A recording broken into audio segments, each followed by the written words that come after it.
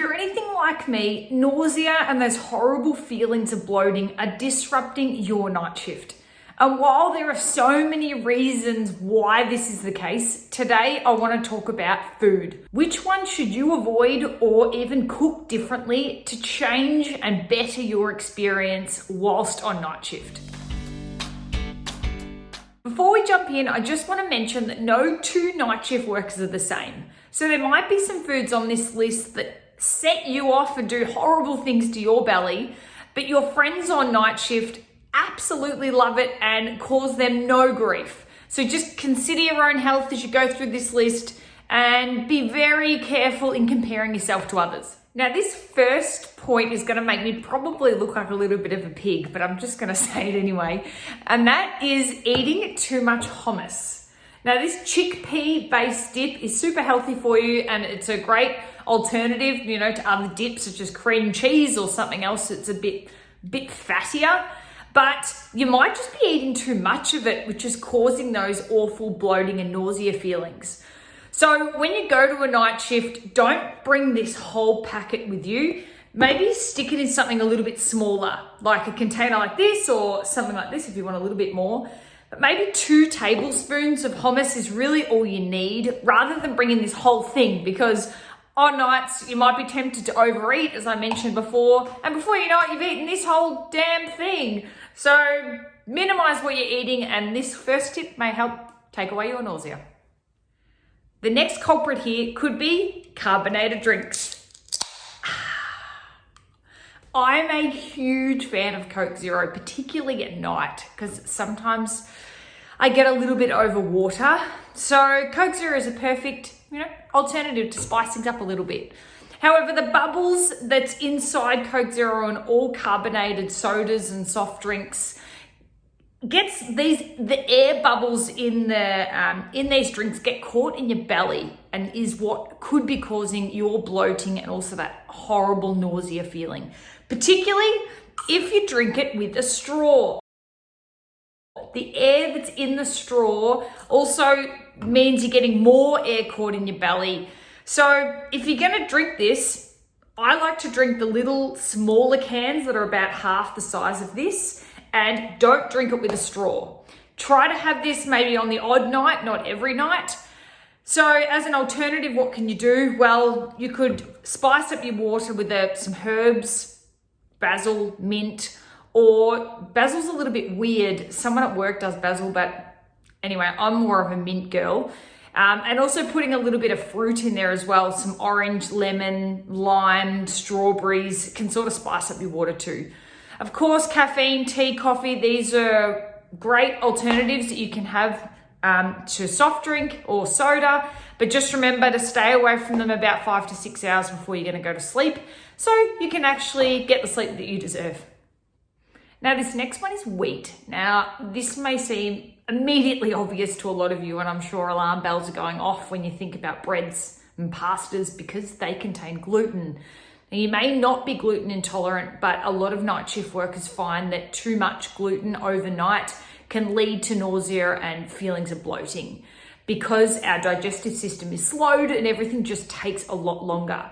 So when you're meal prepping and thinking about what you're going to put in your lunchbox for night shift, think about things that may have coconut or almond flour that you've used instead of plain or regular flour. And think about making things like I recently made these rum balls. How sensational do they look? Now, I made these using pure oats, which are gluten-free. I also soaked some dates just to moisten them up a little bit so they're a bit easier to handle. Also put some cacao powder, what else did I put? Coconut oil, and also covered them in coconut, and then I stored them in the freezer, and they are beautiful overnight. They don't cause me any pain and they fill me up, which is exactly what I want on nights. The next one is broccoli and cruciferous vegetables, which I just had to YouTube on how to actually pronounce. Cruciferous. Cruciferous vegetables like broccoli, bok choy, Brussels sprouts, cauliflower, cabbage.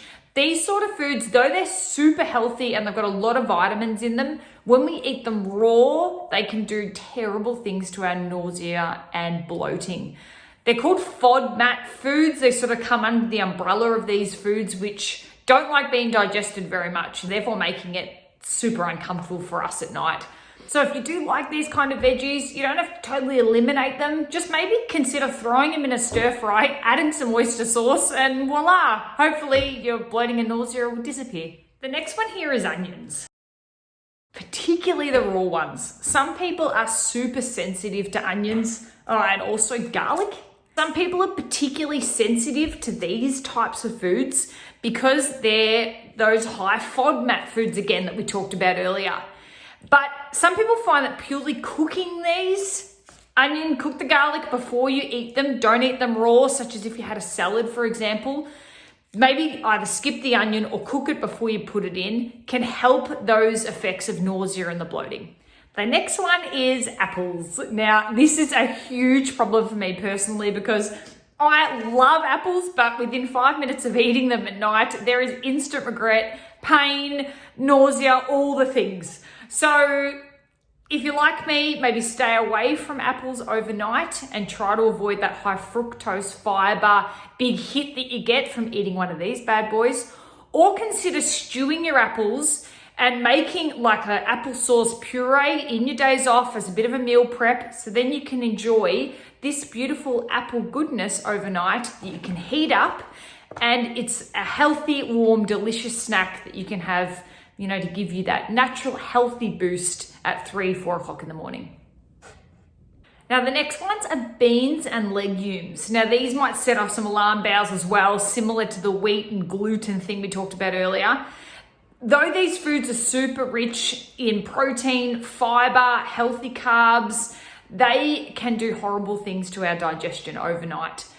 So consider maybe swapping these beans and legumes maybe for quinoa or some brown rice if that's better, or just shifting when you eat them. So before you go to nights, maybe have a high protein, maybe some bean tacos, or make a lentil curry or something that you can enjoy before you leave for a night shift. And then don't eat these foods overnight when you're actually at a shift. Give your body the proper time to digest these foods while the sun's shining and your body clock's all in alignment, then avoid them overnight.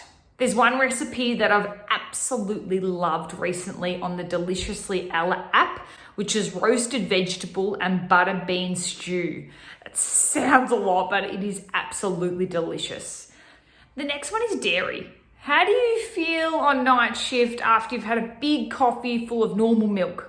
Or if you hoe into something that's really rich in cheese, cream, yogurt, how does it make your belly feel? To stop the pain after eating these foods, why not try the dairy-free alternative?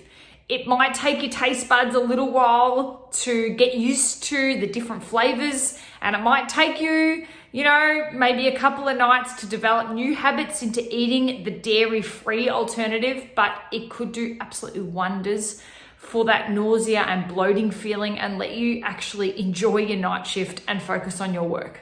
So that's all the food I've got for you, but I've got 3 other little tips that I want to share. 1, chew your food longer. And 2, bring snacks rather than big meals. Both of these little tips are going to help our digestive system that currently wants to sleep. It is resting. And by not chewing your food enough and bringing big meals that it has to digest, it's going to cause us pain and discomfort. The third thing, which I really love and I consistently have during my night shift, is enjoying a cup of tea, specifically peppermint. My favorite tea that I have is from T2. Excuse this little bit ripped here. It reminds me what tea's inside my container here. But complementing your meal with a bit of peppermint tea helps everything relax and assists in digestion. Thank you for watching this video. I really appreciate it. If you love what you see, please consider subscribing to the channel, giving me a thumbs up, and leave your comments below. What causes you pain and discomfort overnight, and what do you do to help yourself? Thanks a lot for watching. We'll see you at the next video.